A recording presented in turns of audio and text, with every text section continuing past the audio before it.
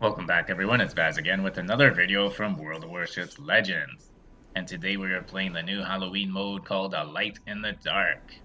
And in this video, we're going to have some tips and tricks for getting 5 stars without a division.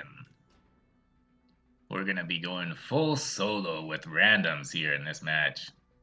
And boy, does it make it harder than it has to be. But playing with randoms is doable.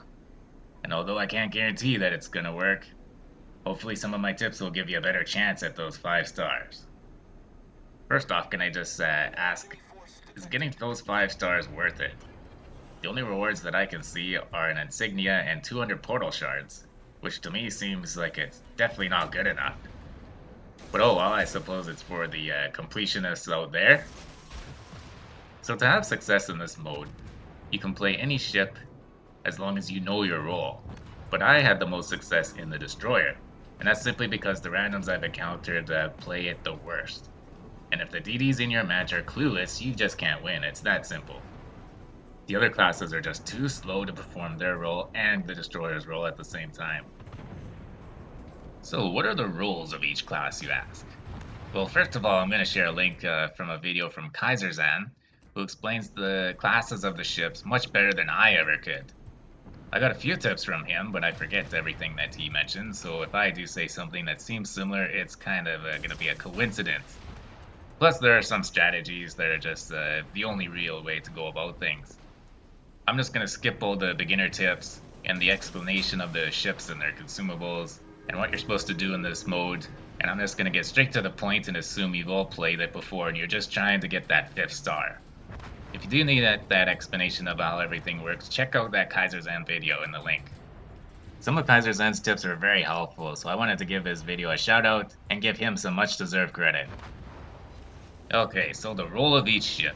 First off, for all of the ships, get within firing range of the enemies that spawn behind the Transylvania, and then turn around so that you're pointed in the same direction as the Transylvania is headed. Positioning is going to be the most important key to success in this mode.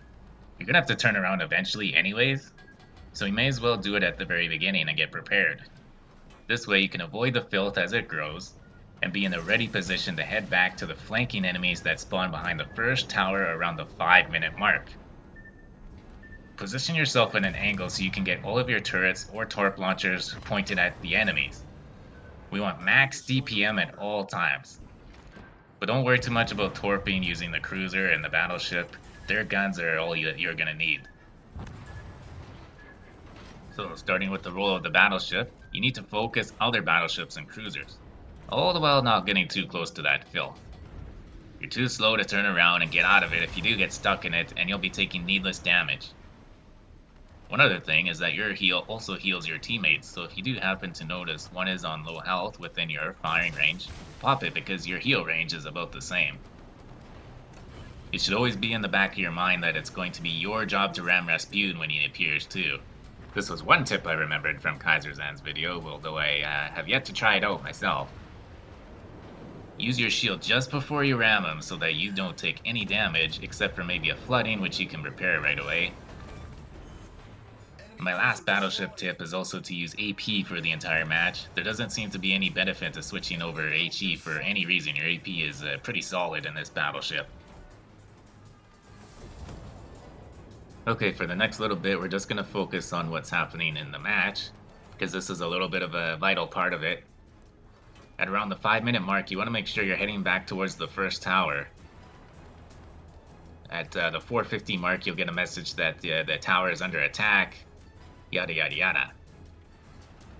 If you do look towards the west or the north of the tower, you'll see some green glowing portals or something, and those will be the enemy spawns. Now watch how I launch my torps at those things even before the ships appear, just to get a head start on the engagement. I also use a reload booster here, and combined with some help from a teammate or two, we actually delay the destruction of the first tower, which will help in the long run as enemies head towards it first, and take longer to get to the second tower. But don't worry if that first tower falls. It seems like they designed this mode so that it most likely does fall, which puts the pressure on you to defend that second one and ups the intensity. Now as a cruiser, your main objective is to keep an eye out for enemy destroyers and eliminate them as quickly as possible. They can chuck out torps like nobody's business. And look what they've done here. Oh boy, what a dodge. That dodge right there may have been the biggest difference between this match being successful and getting sunk out early. Torps can kill your teammates extremely quickly in this mode. So you're going to want to listen for the audio cues and keep an eye on the mini-map. And as soon as those DDs pop up, make sure you focus on them. Now the cruiser can be played a little further back than the battleship due to its range. It also has a half a dozen reload boosters, so don't be afraid to use them throughout the match, especially when there are a lot of enemies. One thing to keep in mind is that the reload booster heals you the same amount of damage you dish out when it's active. Thank you to KaiZerZan for that tip. So if you're hurting, only use it for its healing purposes if you have something to shoot at. Engine boost activated. The HE on this ship does great damage to all ships, especially destroyers. So again, eliminating them as quickly as possible is your main priority. You're also going to want to use AP on broadside cruisers to get rid of them quickly and avoid going broadside to enemy battleships, especially that Rasputin, because they can citadel the shit out of you in turn. Enemy cruiser sunk. So just a few moments in the game, we were spotted out of nowhere, so we looked around to find Rasputin and his minions spawned right on top of where the original flanking ships had spawned. This seems to always be the case, so don't stray too far from this spot, so you can be prepared for Rasputin when he spawns. Helping out against Rasputin isn't your endgame priority, something else is. But if you can get a salvo of torps and a reload booster away on him, it'll free up your teammates to deal with the minions that can start to overwhelm your team at this point. Your main endgame priority is the destroyers to track down and kill the Gorgon. He spawns in the filth when Rasputin spawns, but he's hard to see, and at this point you're the only ship fast enough to go and not only find him, but deal enough damage to kill him quickly before the match ends. There have been a lot of games where he's the only objective we didn't complete because the destroyer is either dead or didn't go and track him down. You're also the only class that won't lose hit points in the filth, so be sure to use your engine boost when you're going after him in the filth so you actually gain health back.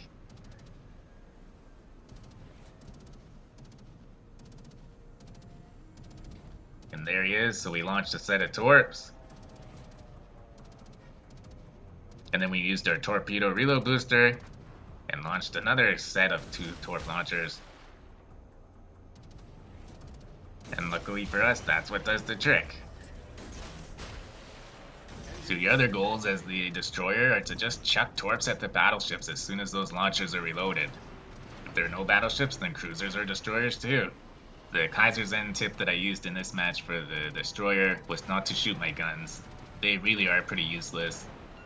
And you don't have enough HP to trade hit points in a gun battle with any of the ships. At the very beginning of the match, when the ships are coming out of the portal, if the ships that are alive are at low health, chuck your torps at where the next ships will spawn onto the portal. Positioning wise, you also want to be pointed away from the portal just like all the other ships, at an angle where you can torp the ships spawning out of it. You can be in the filth if you're comfortable being close to the action, because your engine boost will heal you while it's active while you're inside the filth. It won't heal you when you're outside of the filth, so keep that in mind. Use your torp reload booster when there's a lot of ships, but make sure you save one for that 5-minute mark when those flanking enemies spawn around the tower. Between the 5 and 5:30 minute mark, everyone on the team should be regrouping in that general area. Because not only are they going to be focusing in on the tower, once they take it out, they're going to catch your team in a crossfire.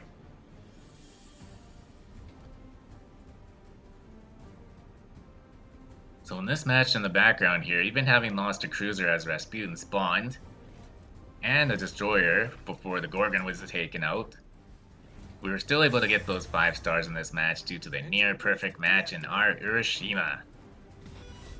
Good game, everyone. If your teammates can do half of what you need them to do, then you should make it out okay eventually. Practice your role over and over until your consumables become instinct and you know exactly where and when you need to be at certain points in the match. Well, I hope that video did help you out. If you did like it, give it a thumbs up. If you want to see more of my videos, hit that subscribe button. Feel free to leave a comment down below. And as always, stay healthy and do what makes you happy.